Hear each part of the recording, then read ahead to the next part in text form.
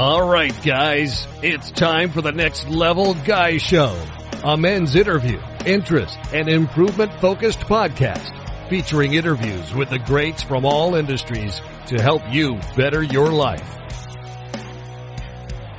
Each week, a new episode features an interview with one of the greats, covering all aspects of their story, from life hacks to tips and protocols that have allowed them to live life on the next level. We then highlight concrete action steps that you can use to improve your life. And now, your host, Ian Dawson Mackay.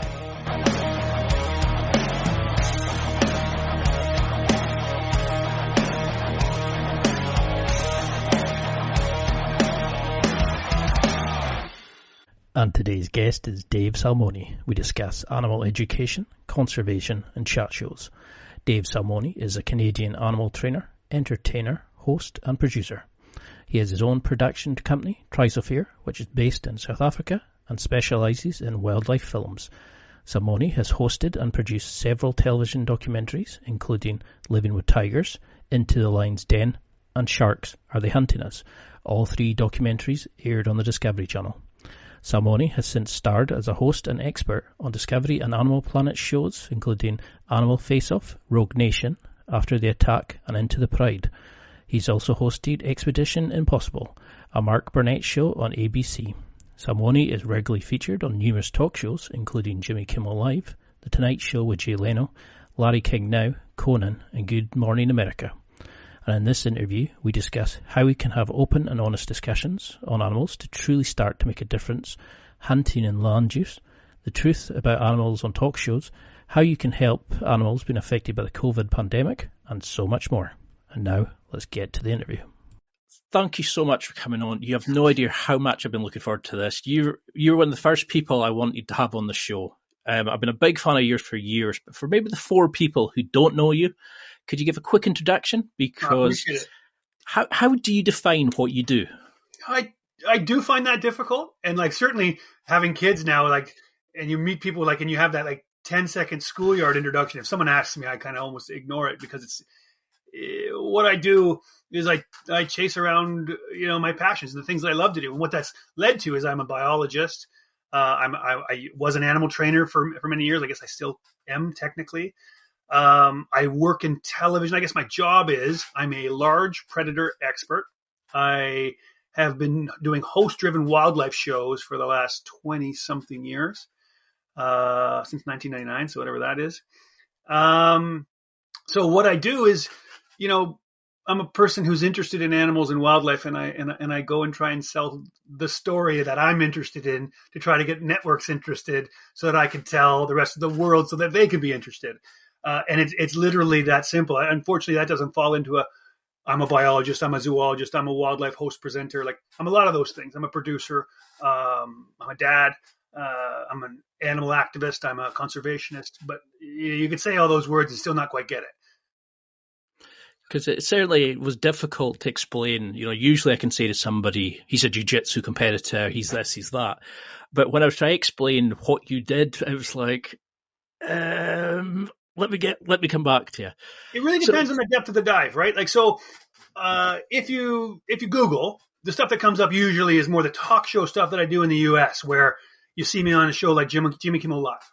And so some people, if that's as deep as their dive goes, then I'm a guy who goes on TV with animals to try to convince people that animals are awesome and that conservation is important. You dive a little deeper, you're going to find, the Animal Planet stuff and the Discovery Channel stuff. And then if you dive a little deeper, so you can really, it really does become difficult depending on how much looking as to what I do. But a lot of people only know me from their window. So you can always tell, you meet someone in an airport and oh my God, you're that lion guy. I'm like, okay, to this guy, I'm a lion guy. That's awesome. Or, oh my God, I've seen you on the talk show guy. So you're right. So you've talked about how your passion for animals is inbuilt. I think people who love animals are just born with it. Like I love all animals of all descriptions, but when I've worked in an area where we, you raise sheep, we see wild deer and stuff like that. But when you come from Canada and now working in the African bush, you're chasing lions and tigers, you're swimming with sharks, all these sorts of things. Could you give somebody a little introduction? Like how can you go from, it's not the usual career path is probably the best way of putting it. Could you give us sort of a little summary? Yeah, I'll give you the summary, but I won't suggest it is a how-to because it just happens. It unfolds in front of you rather than it being something that, oh, well, this is an easy career to have if you just do these things.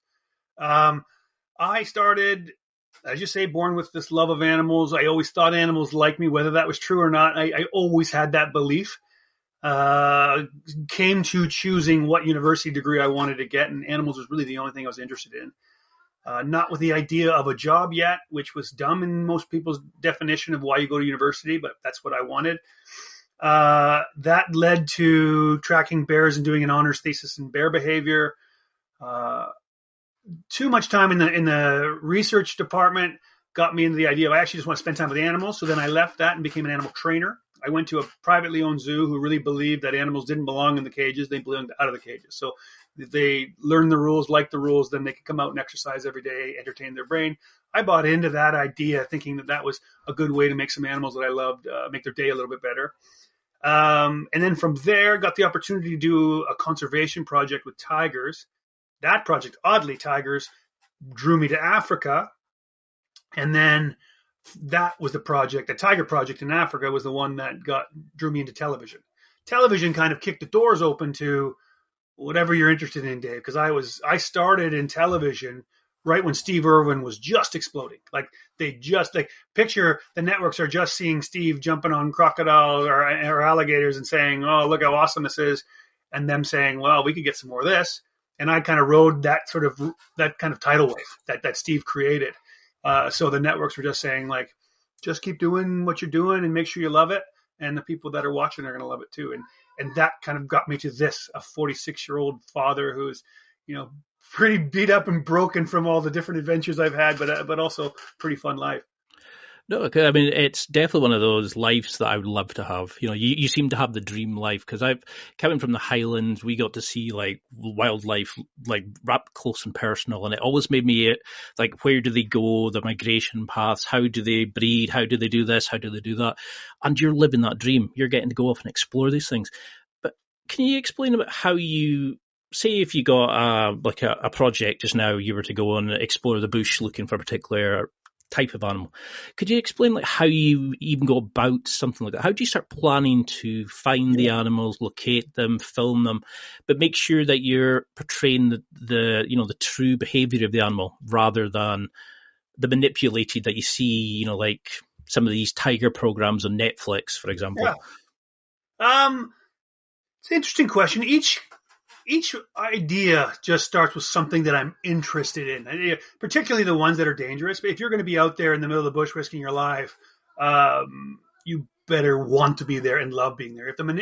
If the driving factor is television or fame or money, then you're not going to survive very long. I did meet those guys. I just didn't understand those guys. So with an overarching question, one being maybe, I wonder if I could introduce myself and be accepted by a Pride Alliance, right? With that question, the research starting point is very obvious. It's a matter of what does the world think about human and animal interaction, that animal interaction, and what do I think I bring to that is different? And then from there, my next question is, what's the worst case scenario? In my head, that's kind of what I'm doing. I'm researching what we already know. I'm researching the thoughts that I think. What do I think that's different? And then if I get attacked by that bear, shark, tiger, what do I need to know? Now, if it's a big cat or something like that, it's very close friends of mine that I'm calling and I'm going through stuff with. If it's sharks and things like that, I'm actually going online like you would and say, who are the smartest shark people? Who knows anything about shark attacks? Who's ever survived shark attacks? Does anyone have a solution to a shark attack? And then really going to like a fitness professional and saying, all right, well, if I'm getting attacked by a shark, here's what my body needs to do to keep myself alive. So if I'm giving myself the confidence from Dave, you're building a body that can react properly when you're in the terrible situation, and you've built that interest around all the other research, then your brain's in a pretty good spot. You're in a real positive position to get out there. While I'm doing that, I've got, the producers that I love and the friends that I'm used to. So if I'm doing an African adventure, I have a production company in South Africa. It's obvious. I call them up and I'm like, hey guys, what's the best Pride of Lions or great white shark area or elephant area where we can view this behavior and get this reaction or understand it in this way. But then along with that, you're also having to build a team, right? So you're only as good as the worst person on your team. If you're going to be doing lions on foot, you got to find some cameramen who are great at capturing images for the people at home so they can tell the story, but also not be in danger by being on foot. I mean, to some degree, I'm in charge of everyone's safety, but also to some degree, everyone's in charge of their own. So, you build the team over the years of great African guys and great North American guys. And so it becomes species or danger specific. If you're underwater, in my case, oddly, I've probably been underwater 500 times because I've done a lot of aquatic shows. But because I'm a host and because I never really got confident, because I learned on camera in the show, I've always just had one or two safety divers. So because of that, safety's never been my thing. So even in my 500th dive, I still don't feel great underwater unless I'm with some safety guy who knows a bit more. So that's all the elements. The actual production and finding the location and getting the deal done as far as rights, insurances, the finances, all that kind of stuff. I get involved, but it's not my bread and butter. It's not something I'm good at. It's kind of the other stuff, the research side, the passion side, that is where I tend to drive the project. Because it certainly comes across with your love of animals. Every time I've watched shows and stuff, it's not so much the celebrity stuff of it. You're actually interested in the animal. You're always checking on it. You're always talking with love and passion about the animal, and it really comes across to somebody who understands it. But now that we see these rises of all these extra documentaries on YouTube and Netflix, and it really bugs me that people see that as a good animal husbandry. That's the accepted thing. I think that this current day and age will be the death of all the stuff that you're talking about. As far as having groups of wranglers that I can call up and say, hey, we've got a group that's interested in cheetah conservation. Can you bring your cheetah so I can do a presentation, explain to people all the 70,000 things I think are awesome about cheetahs, and really get people in that room pumped up about saving this cheetah? Those people are going to be gone because not Netflix, but the what's happened after the Netflix specials like Tiger King or the subsequent ones, it's got the world believing that that's what is normal. Those people were crackpots well before they ever had a special. I knew of those crazy people, and they were the crazy people. Everybody in the world, we all know crazy people in jobs that we do. I have a couple of friends that are mailmen, but going postal is a whole different thing. Not because of what actual normal mailmen do. It's because there are crazy people in every profession. So I do believe that because public opinion through social media was shifting greatly already, in that the activists are the angriest and the loudest, and trolling is a lot more popular online than anything else, really. And so it's kind of the message that people are seeing. Then that gets reinforced by Tiger King and the media that surrounds that. So the only thing we've ever heard of captive animals in the last 3 years at least is bad. So someone like me absolutely is getting lumped into people like them. Whereas the truth of the matter is, way back, my very first on-camera experience where I was like the animal wrangler, the Jack Hanna, the guy that's holding the animal on a talk show, trying to get people convinced.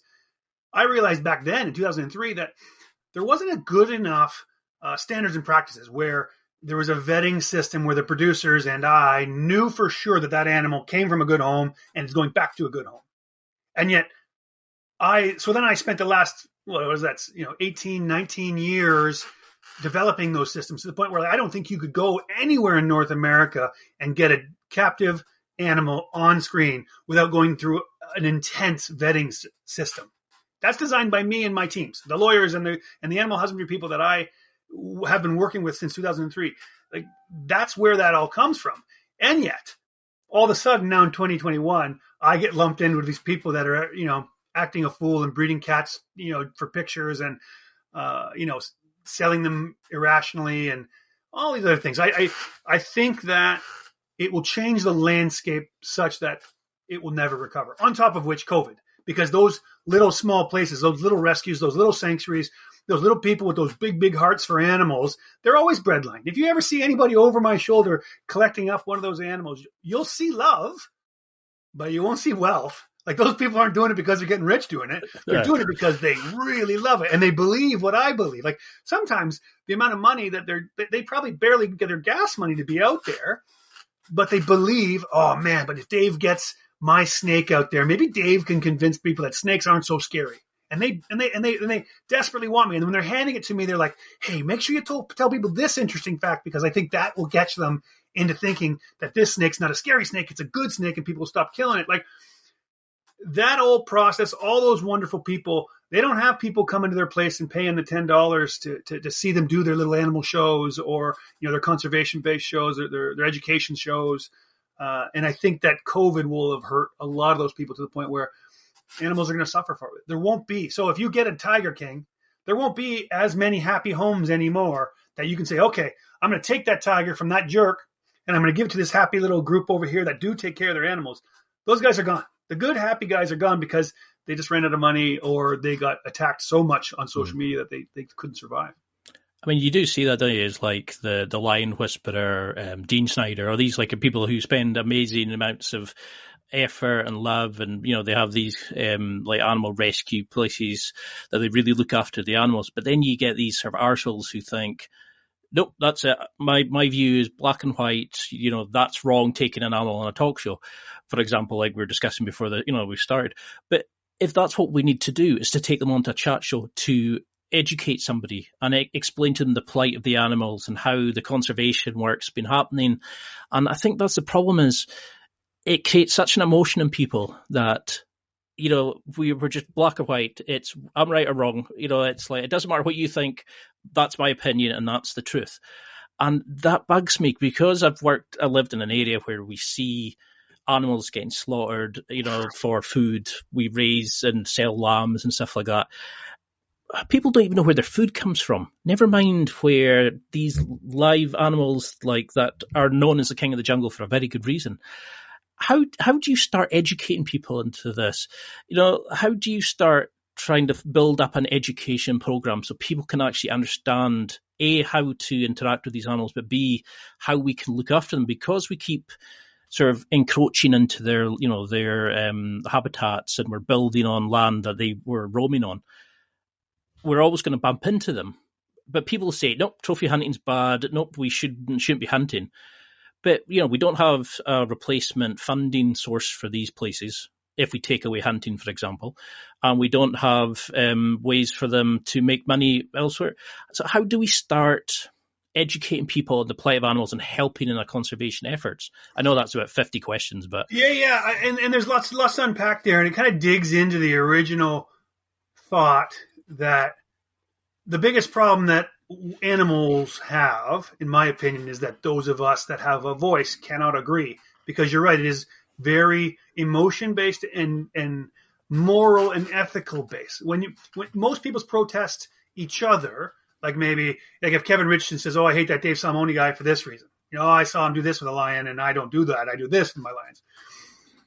There's lots of things for two animal people to disagree on, but eventually what has to happen in the very near future is all of the animal people who have a voice have to say, doesn't do it my way, but we have to have the same voice because we need the other people. There's no point in me selling another lion guy that lion conservation is important. He already knows. Whether he hates me or likes me, we all want to save lions. We just might not agree with each other. What the problem with the disagreeing and voicing of our disagreeing is that there's not a consistent voice coming out saying, hey guys, this is what lions need. And that's kind of the question you had, is how do we get people to jump on board with the conservation effort, is by getting consistent with what we say. putting the disagreements, like when the first thing comes up, when, oh, do you know this conservation group? Oh, I heard about this. I heard about them. Your answer should be, oh yeah, they're doing some good things. Maybe not exactly how I would, but good things. And you voice that consistent voice. But then because the people who are actually going to make change in the world aren't the animal lovers like us. It's us getting the rest of them going. It's why I go on talk shows. There's no point in me. If you're tuning in to Discovery Channel, Animal Planet, and watching my show already, you already love animals. You don't love my shows because you think I'm nice in a green shirt. You like lions, you like elephants, you like sharks. The talk show people, that's the other audience. That's the bigger audience. That's the group of people that are like, I think I like animals. Oh, watching that guy, now I know I like animals and I love that guy. And they need help. Well, what kind of help? And that's when you start to get your bigger team and your bigger people, and and the voice and the consistency of what's needed grows. And people want to do it. People love animals. Even the people that don't agree with each other. Like, I don't agree with what PETA does in any way, but they're all animal lovers. And at some way, we have to get out there and get the rest of the people going, okay, we all have to push in this direction because animals deserve their space, and hopefully in the wild. So that's the start. The start of getting the change is getting consistent with what we're telling the rest of the world, who just quickly Google, what can I do for elephants? There should be a list right here. This is what you can do. And then I think the rest of it is, as you say, as things get tricky, like land use, right? Where people say, oh, well, if you love animals, you shouldn't love trophy hunting. Well, I think that's true in some cases, and I think that's completely untrue in other cases. As you say, land use is, if there's no other better conservational method in that particular area, then hunting will do it. Hunting will keep some animals there wild, because farming certainly doesn't. Farming means all the wild animals go. So it's those more difficult questions, I think, that need just people to take the time to specialize and learn. If you think there's a better land use for animals, then figure it out and present that idea. And hopefully the people you're presenting it to have an open enough mind. Like, the problem with a lot of times is like, oh, okay, if I think that this is much better run under ecotourism than it is trophy hunting, and you present it to a trophy hunter, the trophy hunter's like, well, okay, I forget it. We're not doing that.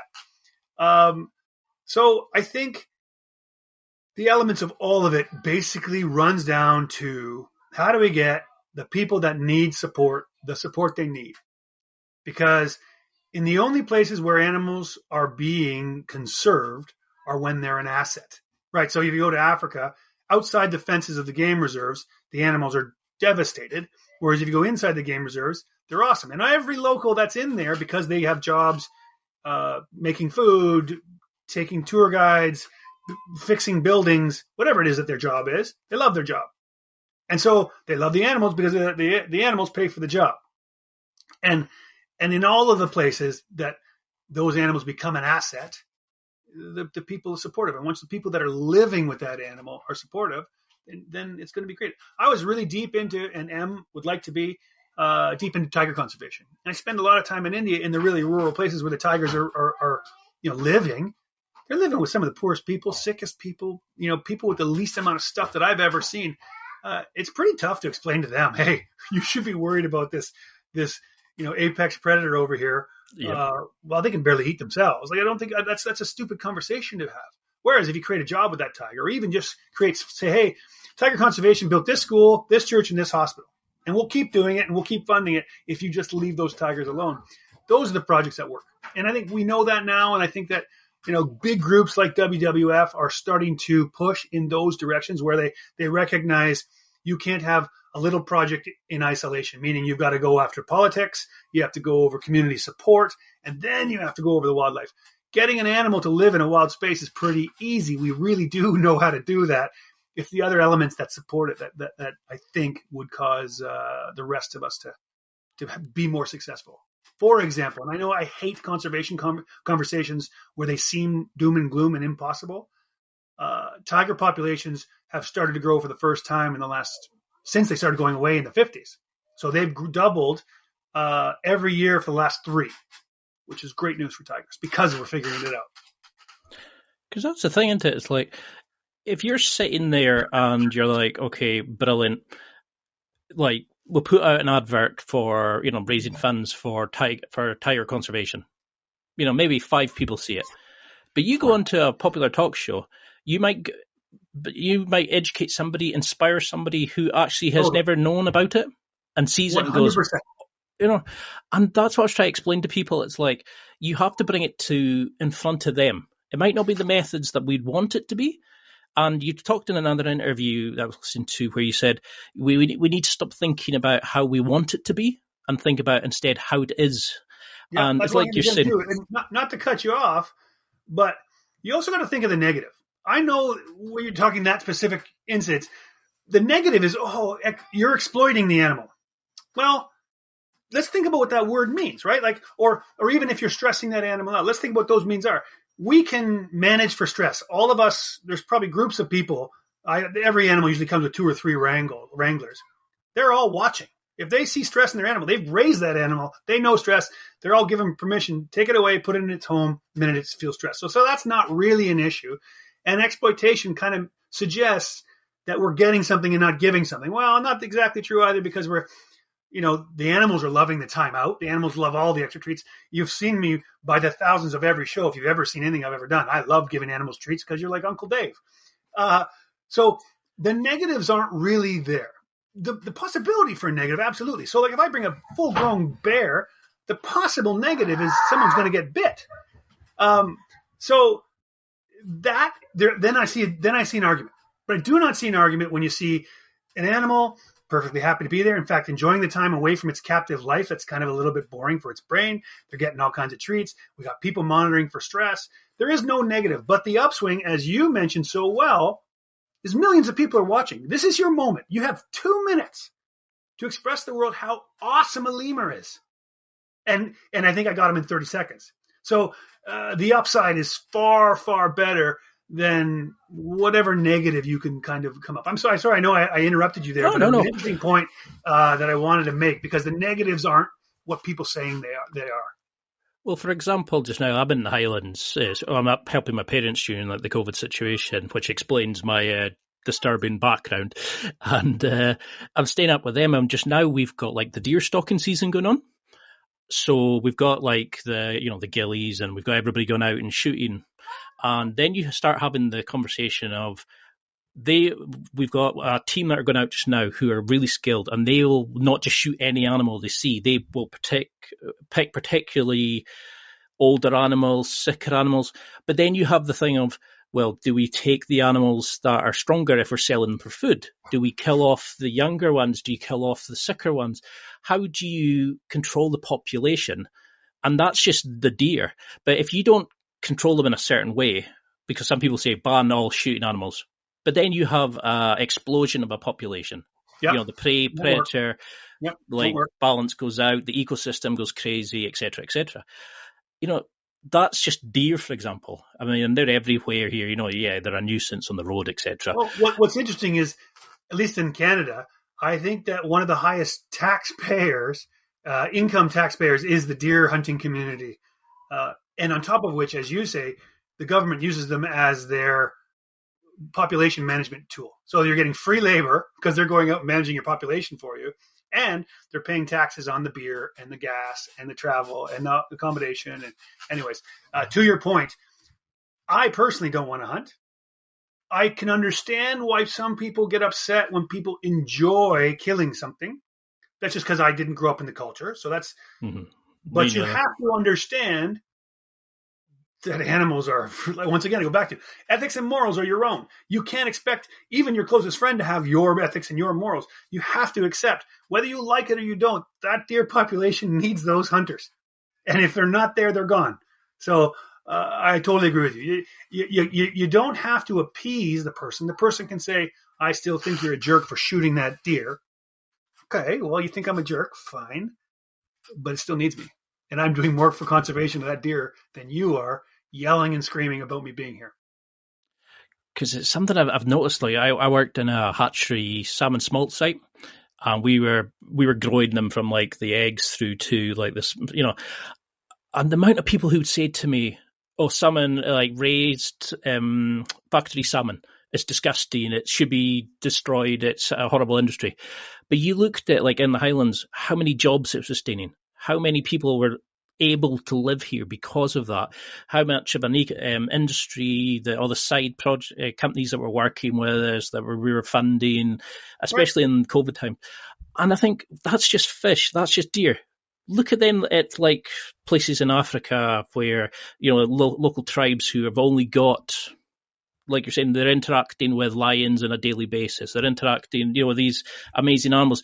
And yes, they're beautiful and no one wants to see them getting killed and stuff. But I think we have to have that discussion is, where do we draw that line between good animal husbandry, good control, and love of animals? You can love animals, but still manipulate and control the stocks. And especially as we're continuously taking over the planet, How have you noticed animal behavior changing over the sort of like the 10 to 20 years that you've been working? Have you noticed a change in their behaviors and in the kind of maybe how people are accepting it, or how animals are behaving now as we move into these kind of areas? Yeah, I think that there are, because they have been around, there are instances like a coyote. I would say 20 years ago when a coyote wasn't considered a domesticated animal in any way, whereas now you see a coyote, like when I grew up, it was a raccoon. So in North America, if you don't take care of your garbage in the city, then a raccoon's going to get into it. And now that's also true with coyotes. Like, even people in the middle of downtown Toronto are saying, oh, we better keep our dogs away from this coyote area. So encroachment in that way exists, and behavioral changes on both sides, meaning the animals are getting used to and understanding when they should be moving, when they should be hiding, where they should be eating, where they shouldn't be. So behavioral changes happen quickly. And then the human idea of what they are. So a coyote was a beautiful animal probably 15 years ago in where I am. And now a lot of people think of them as these, enraged dog killers. Whereas, I don't even know if there's even been one case, but I'm sure there's been one or two around here. But that's what they'll all tell you. Oh, coyote, you saw a coyote. Oh, but be careful, your dog. My dog's 120 pounds. I think I'm okay. But outside of that, in the bigger picture, I spent a lot of my life in rural areas, and elephants are one that comes to mind because it's the one that's probably the most devastating. Like I was in India looking into what people were doing and how they were living around India. It was an interesting fact that an elephant could in 11 minutes eat a family's entire year's worth of rice, which I thought was like, oh my God. So like you have to defend them every single night. You have to defend your crop every single night.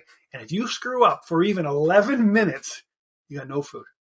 So the things that are interesting there is what techniques people are using to get the elephants out of the way, and what the elephants have started doing. So there's an interesting escalation, particularly in elephants, but it happens in other animals as well. So you would put chili peppers around your field, so then the elephants would learn how to get over the chili pepper fences, and then you would dig trenches and they would learn how to get around that. And then they'd start chasing them with fireworks, and then the elephants would get scared, and then they would run through huts. So there's constant escalation of, well, then I'll do this, then I'll do that. Well, it's no different than a predator-prey relationship. As they develop ways of getting around the predation, the predator, gets smarter, and then the prey gets smarter. So the consistent adaptation is a natural process that we're all part of and used to, and is absolutely happening. And that the way that the changes that we're seeing in it is typically the ones that are the most devastating, meaning elephants is a great example.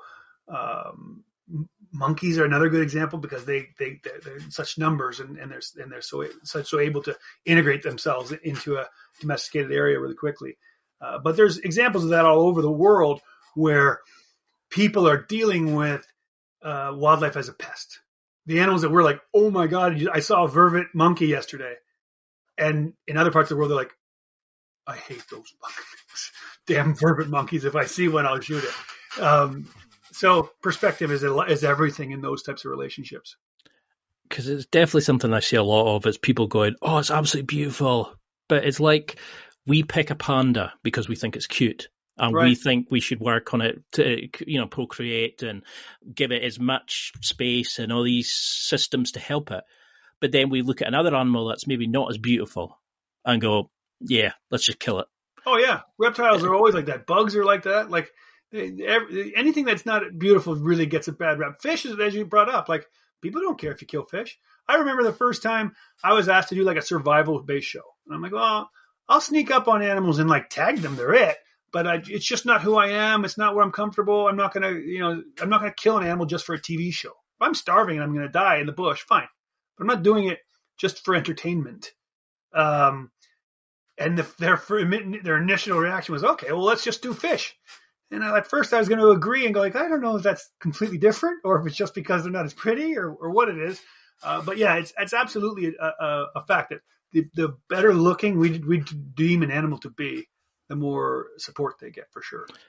It was like that PETA advert where they were showing there was like different ranges of animals and they were drawing the line saying, you'll eat this side but not that side. What stops it here? And I was thinking, well, actually other cultures will go much further over than, and it's like that idea. Ask them about themselves.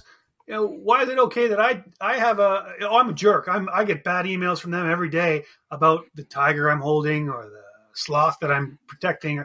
Not to mention, maybe they're the rescues, maybe they're from a sanctuary, maybe I'm helping them. And they got all dogs and cats and things in their house. Like every one of them's got a pet in their house. I mean, is that any different than what I'm doing? It's time for a quick break. There are millions of potential products to buy, so how do you know which ones are worth your hard-earned money? Simple. You go to nextlevelguy.com/affiliates and explore those that will transform and improve your life. You'll find deals, listener exclusives, and special offers with some great companies. Recommendations are 100% honest and only on items Ian has tried or believes in. The companies showcased will make you a better man in all areas of your life. Simply go to nextlevelguy.com/affiliates and level up. Because that's the thing that really bugged me about it was when I initially saw it, the people were going, he's a jerk. He's abusing these animals, taking them on a talk show. And you're thinking, well, we need to get these, you need the education. You need to display these to people. And if it means going on to a talk show, then fine. That's a way we do it. And we've got these great documentaries. But the other thing is, it's like, you're not taking an animal just on, pulling it out of out somewhere wild and just immediately throwing it onto the thing. There's all these health and safety rules. There's training that you've got to put into it, and you're explaining, you're working with that animal to give it enrichment. People are more telling. As you say, people would much rather say, oh, this is what he's doing. None of them have been there. They probably don't know that every time I go, I have to bring someone from a humane society to be there watching, right? So for anything like that, they probably don't know that the production side, they have to have their team of lawyers look into all of the wranglers and all the people that are going to be anywhere near the animals and all the safety regulations. And then I have to, on my side, same thing, legally check in, make sure everybody's okay. And then I send an actual husbandry person to their house, talk to their vet, talk to their staff, make sure that they're being taken care of, et cetera, et cetera. No one's ever asked any of those types of questions. They're just more likely to say, well, he gets them and then he gets sold off into backyard this. I'm like, well, that's never happened. But okay, tell people that that's true. Or abuse. I just say, and if you ever rewatched, I would not say that never has an animal been nervous on set. But back and rewatch, you'll see what I do. I say, I think this guy wants to go home. And I give it to its mom, and it goes into his face. Every single animal's got their own green room. That's a little quiet space with their special treats and their whatever a lot of times we'll travel them with their friends, and they go back with their pals, and that's it. So I would love to have those conversations, but it's not a conversation, right? It's an attack. I guess I'm not gonna give somebody 10 minutes when they're already, fuck you, you abuse all these animals. But if it came at me and you were saying, hey, like, how do you make sure that you're doing the right thing? How do you make sure the animals aren't stressed out? How do you make sure that this is a good experience for the animals? I can say, whoa, shit. So glad you asked that, because of course it interests me. That's what I do for a living. I could talk for hours, the number of things that I do to make sure the animals are comfortable, make sure they have fun. I could tell you, every single show I ever go on, they always say, man, these animals, they get treated better than the celebrities. Well, it's true, but because the celebrities have a voice and these animals don't. I'm the only one. So my point to all of that is that, we need to get back to that position where they ask the expert. I'm clearly the expert. How do we take care of these animals that are going to be on these shows? Oh, let me tell you, I'm happy to. because it's something that does come across as the love that you have for the animals. Sometimes you even forget to talk to the host because you're too busy checking the animal and explaining it. Like my family have grown up we've got sheep, for example, Shevet sheep. To move sheep, you have to have a movement book. You have to monitor the medicines you give them. You have to have like a certificate from where they're going from, where they're going to. It has to be down the chain. There's so much regulation and control, and that's sheep. And people are gonna suggest you're just gonna pluck out a lion, you're gonna pluck out a monkey and go, let's take it onto Conan, let's take it onto Jimmy Kimmel. Yeah. People don't want to hear. They don't want to hear the truth. As I say, it's never a question; it's always a statement. There's reasons for that, and some of them I respect. Sometimes people love animals because animals are very accepting. There are people that are ostracized in our human society because of the way they think and act but are accepted like crazy with animals. Some of the quirkiest people I know are animal people because animals accept their quirks. They don't really care if you're cool or not cool. But those same quirky people, the way that they express their love is almost in knocking down someone else. Well, you don't love them as much as I love them. So if I knock you down, it shows how much I love animals. So I always picture someone on their little trolling keyboard. Oh, screw him. These are the 6 things he did wrong with that animal. And I tried in my head, go like, oh, that person just loves animals a lot. They love animals a lot. And this is how they tell their 25 friends that follow them on Twitter how much they love those animals. So it's an interesting perspective because animal people are very passionate, but certainly it kind of gets presented in a negative way sometimes. Because like if you watch any of your shows, you go in and you're very strict on watching from the side. You don't go in and like slap the tiger at the back of the head to say, watch this, watch me attack, like show the attack procedure or something like that. You will stay from the side. You have very strict control of how things are done, so you're not manipulating the animals and stuff. How do you avoid getting to that point though of like, okay, we need to get viewers, we need to get ratings?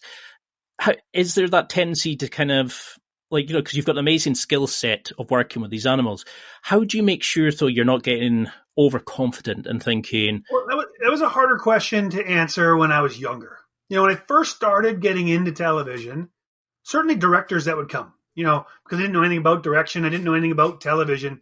And the director's like, and I'm more talking about in the wild, because before television, I was already an animal wrangler. So my ethics and my morals were pretty set in a captive or a studio environment on my own. I knew what was right and wrong, or what I was okay with, and what I wasn't okay with. But when I got into television, when you'd have a director say, "Hey, take another step, get a little closer to that animal," and I'm like, "Oh, I think that elephant's getting upset. I'm seeing him swing his feet. I'm seeing his ears come out, and he's puffing a touch. I think we're pissing him off. I think we're done for today with this elephant." And the director, who's got another agenda, it doesn't have my sensitivity, doesn't see what I'm seeing, is saying, well, my film needs 10 more minutes of elephant. I'm sorry, but this is what we need to tell the story properly. And when I was younger, I probably wasn't aware that I could just say, or I didn't put myself in a position where I could just say, I don't care. These animals need a break. Very quickly, I realized that was a conflict. So that's why I started my own production company. That's why I was involved in hiring directors and producers. And that's why eventually, with the more dangerous projects, the more bush-related projects, the more natural-related projects, I was the boss. So in the end, if the film and the storytelling ever got in the way with doing the right thing animal-wise, well, I more cared about who I was as a human than I did about my television career. And I was lucky in that way because I didn't go into this wanting a television career. I stayed with it because they were paying for me to do some of the most incredible things on the planet. But TV wasn't my intention. TV was like this, okay, if you guys are going to keep paying me to swim with sharks, play with elephants, and hang with lions, I'm going to do it. I think it would be very hard. Yeah, I think it would be very hard if your dream in life was to be on TV. Like the people that call me up and say, oh, Dave, I want to be a television presenter with animals.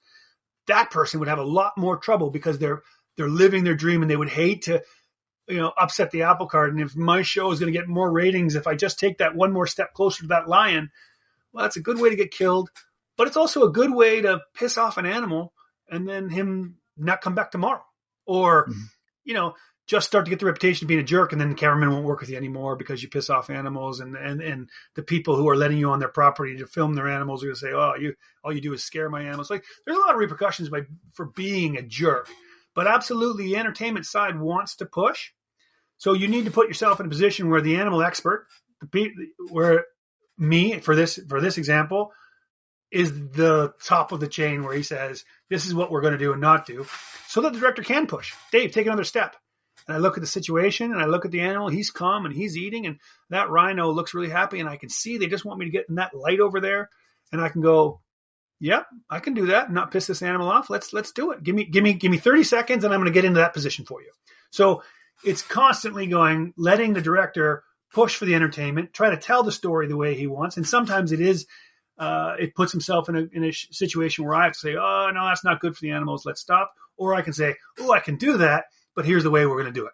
So in the end, it's just a part of production. If you're going to be good at this job, and if you're going to do it consistently, and you're going to have the best team, I'm not the only animal lover on my team, right? Like, you're not going to be a cameraman walking behind me as a lion charges you.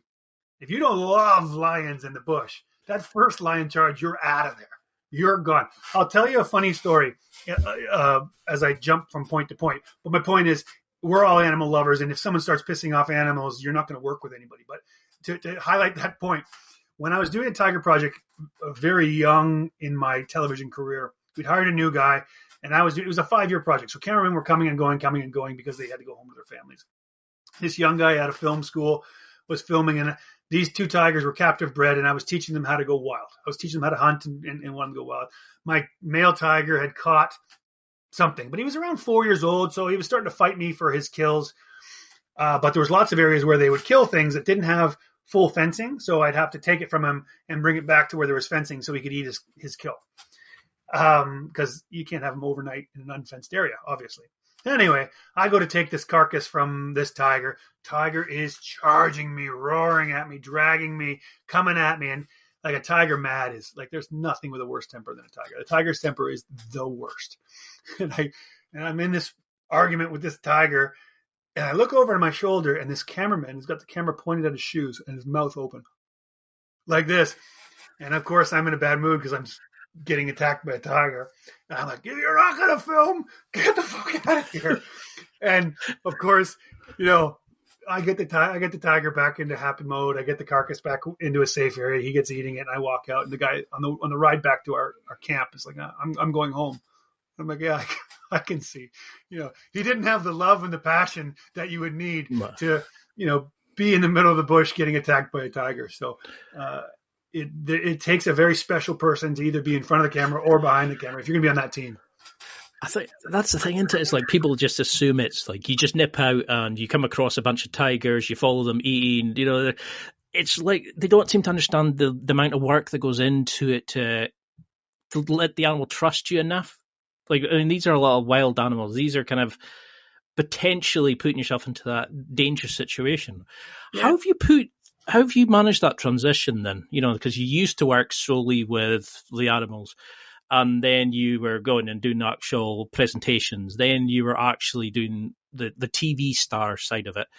But you still have to run the project. You still have to make sure that the cameramen are safe, do a risk assessment with the animals. There'll be a lot of like following tracks and checking making sure the animal's ready and it's safe to film, etc. How do you juggle that kind of responsibility? How have you found that transition from animal lover and carer to TV star, if you want to call it? It's one of the things where, at least in my case, I can't speak for everybody, but in my case particularly, I can remember I was very lucky early in my career. For the first 5 years, Steve Irwin was still around. And so no matter how big my star shone, I was many tiers below the top guy up there. The guy, no one would be comparing what I was doing to what Steve Irwin was doing, ratings-wise, TV-wise, fame-wise. And so you were never really a star in that case. So you didn't get as much of the celebrity treatment or the responsibility or being put in positions where you had to understand what that was and what it means. I think when I got older, was when I got more pushed into the entertainment side of my job, far less ripped pants in a tent, far more red carpets, studios, whatever, that kind of stuff. But at that point, I was pretty comfortable with who I was. At that point, I already realized that the entertainment side of it was what was paying the bills for me to go out and do what I loved. There was never a time that I can remember that some celebrity moment made me go, ooh, this is what I like and this is what I want more of. There was never enough money in it for me that I was like, oh shit, if I just do this entertainment gig for a couple more years, I'm going to be this real uber wealthy guy. So there wasn't enough wealth to change my personality. There wasn't, being the animal guy, there's never enough celebrity to really change your personality. So at a certain point when there were moments where I was like, I was being the TV guy and not the animal guy, you always knew what your intention was. In my case, I was an animal guy that was happy to smile here, take his picture and say the right thing, because eventually I got to do what I love to do. And in that case, it was going out and doing another animal adventure. And then long term, when I got older, the idea that I could make an impact in conservation through TV was a driving force there. So you kind of dress a certain way and you say a certain thing and you let people kind of manipulate you in an entertainment fashion. Oh, Dave, your hair doesn't look very good. Let me get someone to fix your hair up. Like in my normal life, someone can't walk up to me and say, oh, your hair looks like shit, Dave. But in TV, you accept it because it allows you that opportunity to go out and say, hey guys, tigers are awesome. And here's why. So I think it's just a matter of keeping yourself grounded in a way that you know what you want out of it. What I wanted was more animal adventures, and I was happy to wear a suit if I was going to walk a red carpet. If that then got me to a nice whale adventure somewhere. Because you don't seem to have changed from like the original shows I used to watch to you going on to talk shows and stuff like that. But something I did notice was a lot of people, like especially like the Conan, the Jimmy Kimmel, YouTube, for example, people are like, oh, I didn't know about that, and I'm really interested in that now. There seem to be thousands more interested in animals because of what you're doing. But of course, there were the people who were sitting saying, oh, he's hot. Oh, I would need to his workout. I wonder what, there was that kind of how did you deal with that side of fame? Did you struggle with that initially? That people were more interested in your love life more than the tiger that you brought on to a show? I think with it flattery is initially. Luckily, it's flattery, and it never comes in a tidal wave where like it doesn't come enough that you're constantly faced with. You're not Justin Bieber. You once in a while get complimented on your looks or your fitness, which I care about because I do work out and and those types of things. So I guess the first way you deal with it is it doesn't have to happen as much as you'd think. But I think a lot of that stuff is just learning how to speak on the subject without seeming conceited, without seeming. I just think there's an etiquette to dealing with things you were never taught to deal with in a fame ways. Meaning, oddly, when you start taking interviews, people can ask you about your love life. Or like, hey, wait a minute, I met you 5 minutes ago, and you're asking me about dating this person, or or make those comments, as you say, to your face. Whereas like people don't say that to you in your real life. So dealing with that just comes with acquiring a vocabulary that you can kind of laugh and smile and say thank you in a non-awkward way. And in a way that, I just think it's a weird thing to do. It's an awkward position to put someone in. And just because their career has put them in front of a camera, they have to learn how to deal with this weird social thing where people might be talking about your looks or talking about your dating life. But when I went on, like when I Googled you, for example, there was all these amazing videos. There was all this amazing information that you provided. And then there was this like whole screed of bullshit about, oh, let's look at his workout program. Oh, he's dating. And I was like, you do this amazing job. You educate so many people. And that's what some people are interested in. That's what comes with the entertainment side of things. Like, I'm certainly not one of those people that sympathize with the really famous person who says, oh, you shouldn't be asking me these questions, or why are you chasing me around? Like, there's something about being in entertainment. Like, I often talk about the price of passion. Sometimes the price of my passion has been injuries, attacks, time away from home. But some of the price that I have to pay is the fact that what was paying for these crazy, amazing trips, the ones that you said, oh my God, Dave, I'd love to, do that.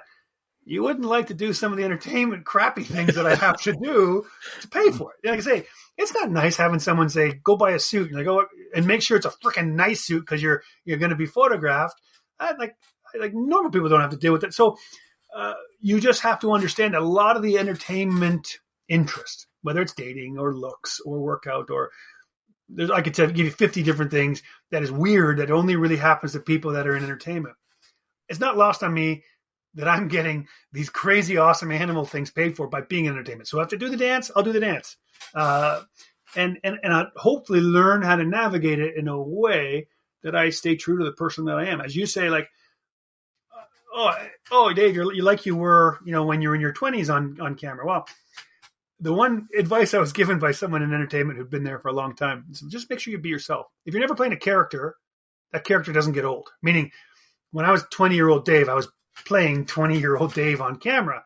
So then 30-year-old Dave came along and people weren't tired of 30-year-old Dave because he had different interests and different ideas and different thoughts. And now that you've got 6-year-old Dave, I've always been myself. So there was never a point where I've overplayed some character that I was trying to be. I didn't ever try to be Crocodile Dundee or whatever. Like, the one thing that really drove me crazy when I started doing talk shows is back when I started doing them, everybody wore jungle suits. Right, like the short shorts, the khaki vest, because like the Jack Hanna, like, is it? Like, yeah, like Jack Hanna. And I don't want to run Jack down. He is, however, he did his thing. But like, to me, the idea of wearing a Bush uniform when you're in the middle of downtown New York or downtown LA, in my case, I got a pretty regular gig on the Tonight Show before my regular gig on Jimmy Kimmel Live. Like, the idea that I was holding a lion but had to wear a suit so you knew who I was. Like, no, I think even if I wear my T-shirt and jeans, if I'm the guy holding the lion, you'll get it. I'm an animal guy. Yeah. You know what I'm saying? Like, so I feel like you got to stay true to the human being that you are. Whereas, like, I wear my bush gear in the bush, and I can wear my jeans and T-shirts at home. Just as similarly, I didn't wear a 3-piece suit when I went out and did the Tonight Show or Jimmy Kimmel Live, because that would also be weird. That's not exactly who I am. So. All of that just comes with navigating who you are, keeping true to that, and trying to understand what your goals are. And my goal was to get back out there in the bush. And then, that changed as I got older into, wanting to educate people and interest people. Like, if someone comes to me and says, oh man, I really love this animal, or I really got into this conservation because of this one thing that you did, that's like the ultimate compliment for me. I'm like, oh yeah, that's great. That's what I was hoping. Like, that's why I did it. That's why I flew away from my family, stayed in that stupid hotel, ate that crappy food so that I could go on that talk show, and you watched it and you loved that animal because of that. And I think that's great. I'll do it every day. That is the thing that bugs me, is like people sitting there going, oh, he's loving the fame of it. He's loving the celebrity of it. And thinking, what, going away and spending months away from his family, going away and staying in a hotel, trying to find animals. There's plenty of other ways you could become famous. Look at the Kardashians. Yeah, exactly right. Yeah, you can do that. There is a cost to all that stuff, and on the other side of things, like, if you get a free drink because someone liked your show, awesome. If someone comes over, the biggest compliment usually, it's something that most, like, you wouldn't typically get without fame. It'd be like, with someone coming up and saying, hey, you know what you do? I love it. I think that's awesome. Because you can't do what I do without being passionate. So if someone else comes up and says, hey, I'm also passionate about what you do. I also love lions, and I love that one lion thing that you did. That's of anything that fame brings me, those moments are the ones that I'm like, wow, man, that's awesome. Because you've kind of met this kindred spirit in a restaurant or at a airport somewhere, and you get complimented for something that you really, really care about, which I like.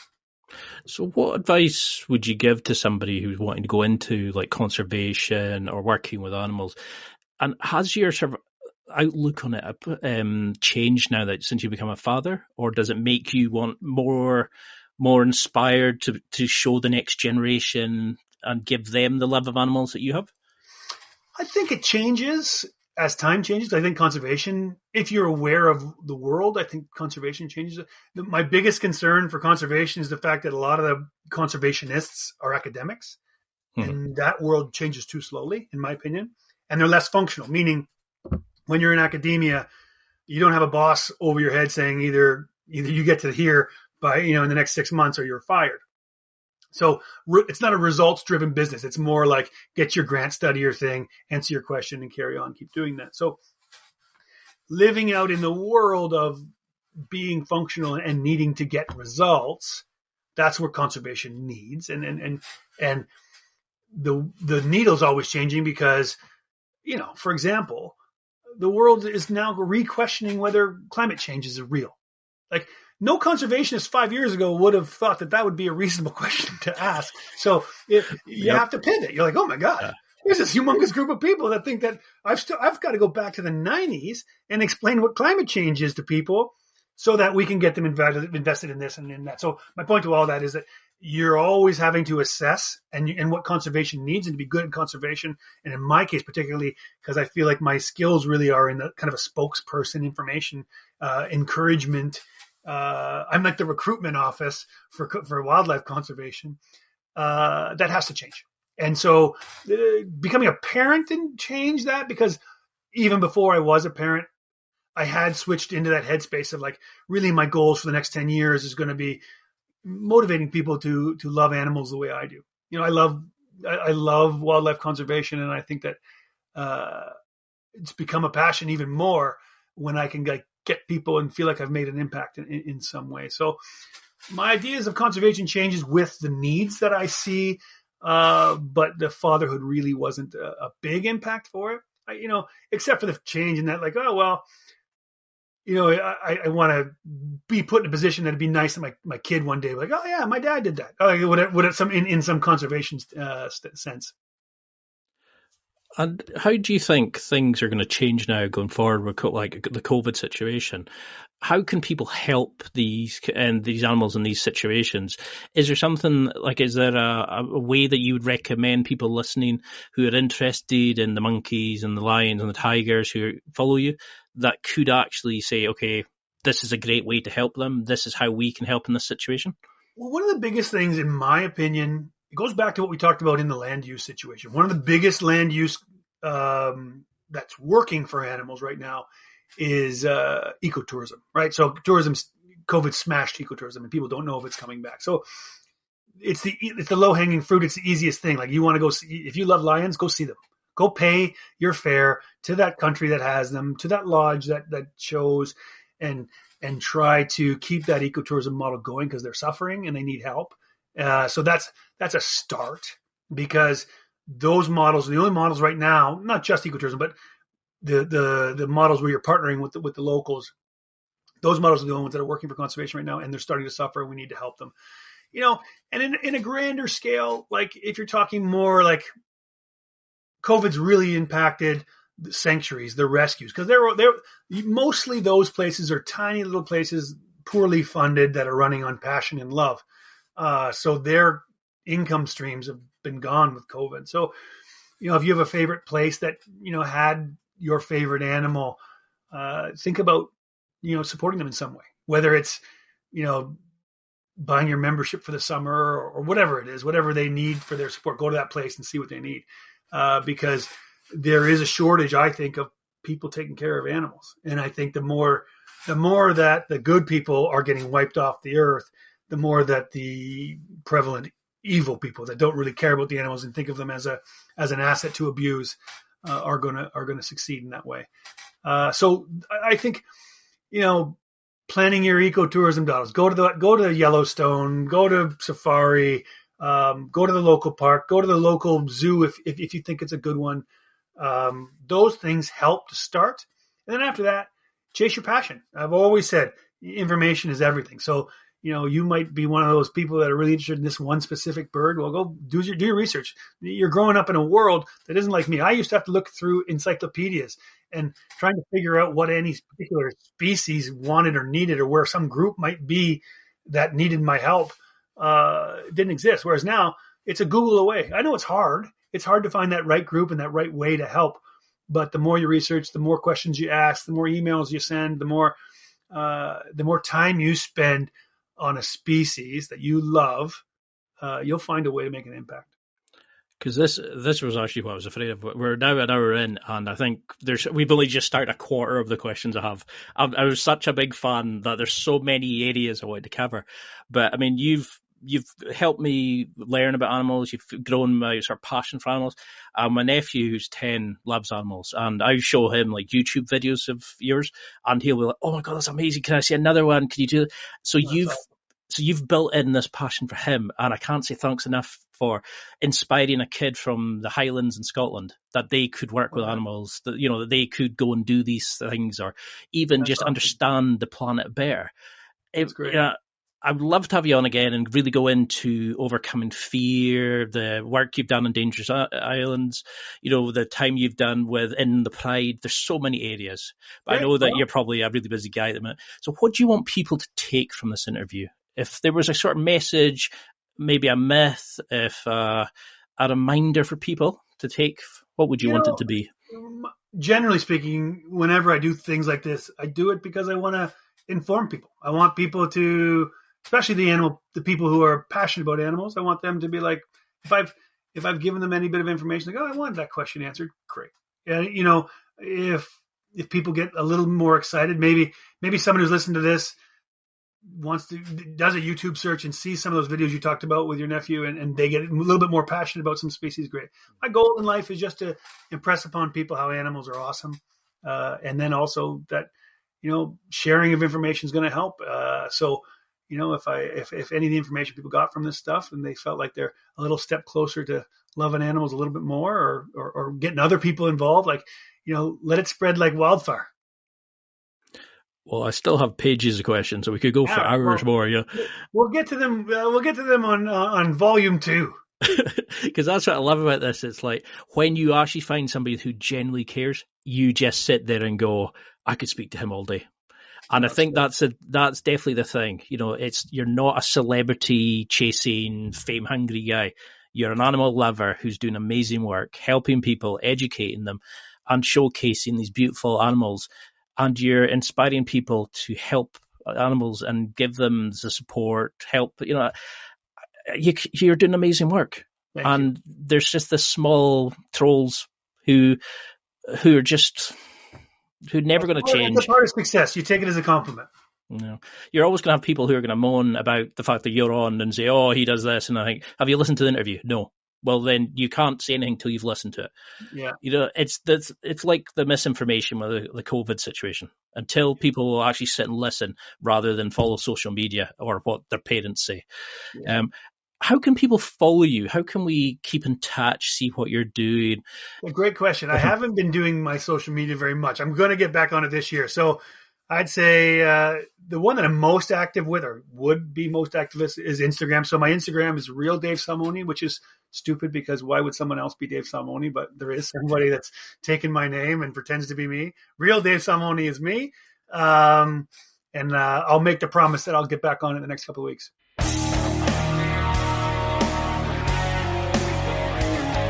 Well, that's it for another week. And thank you for listening.